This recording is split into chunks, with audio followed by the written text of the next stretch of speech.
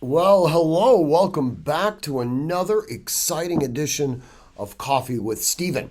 Some of you may be thinking to yourself, "Holy crap! Is Lieberman going full rabbi now with the beard?" We've just entered into No Shave November, and I am going to be participating. How long the full growth lasts, that remains to be seen, but we'll play this one out. In the meantime, we'll be somewhat professorial in my appearance, for lack of a better term. So, this week's blog is entitled Rust, and I'm sure you probably have a good idea now what it's about. I've been very, very reticent to make any sort of formal comments on the Alec Baldwin shooting.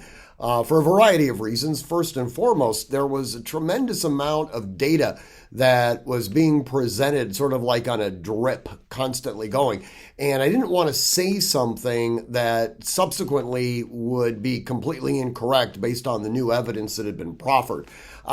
It appears at this point that seems to have kind of, slowed down. Although Alec Baldwin is currently doing exactly what I am sure his lawyers have admonished him not to do. He's starting to make public statements, which, if you've sort of watched Alec Baldwin over the years, this is probably fairly consistent with his personality. He doesn't seem to respect anyone, apparently. But that all notwithstanding, a lot of you guys have asked me to comment on what happened.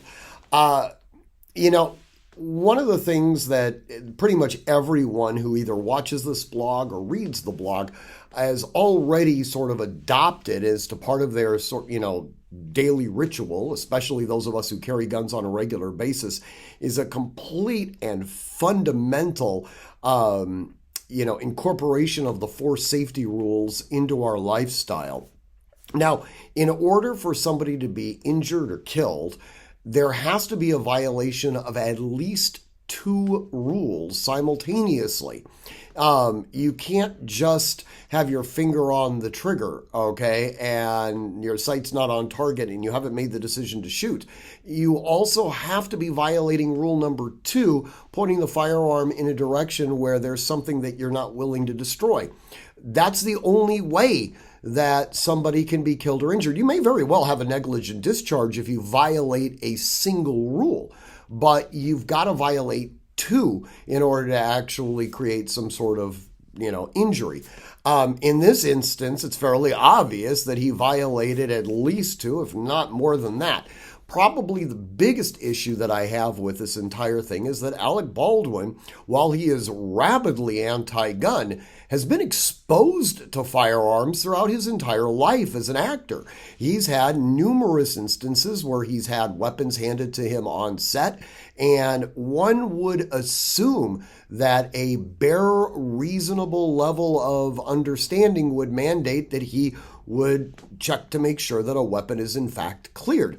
Now, one of the questions has been whether or not there is, under New Mexico's statute, any sort of way that he could be held criminally culpable. And I actually believe that there is. If you look at the New Mexico statute as it relates to involuntary manslaughter, it very specifically says that if someone is engaged in what otherwise would be legal conduct with a potentially dangerous item, and because of their negligence, somebody actually dies as a result. Now, I'm paraphrasing the statute a little bit here, so, forgive me on that. They're going to be held for a Class 4 felony. So this is big ticket stuff. Now, it puts the prosecutor, who, interestingly enough, is a Democrat, in somewhat of a precarious position because Alec Baldwin has been a darling of the left. And if she goes after him, it would potentially take him out of the political equation this point going forward. On top of everything else, they want to, I suspect, want to portray him as being some level of victim, or something along those lines. Now, If she doesn't go after him, that begs the next question. Why is it that there's two different levels of justice? Apparently, if you are of the right political persuasion, then you won't be held to answer for what effectively is a gun crime. It's going to be interesting to see. I don't suspect that we're going to get an answer immediately, but, and something like this, it could go on for quite some time. So trust me, I'm sure you'll be well aware of the, by the media if he ends up getting charged or not charged. That all being said, Alec Baldwin's idiocy and his behavior on that set doesn't absolve ourselves from that same requirement that we be masters at skill at arms. And honestly, a master at skill at arms would never have allowed something like that to have happened. So, my normal admonishment to all of you guys: train constantly, train consistently, train repetitively, and train with purpose. Above all else, stay safe.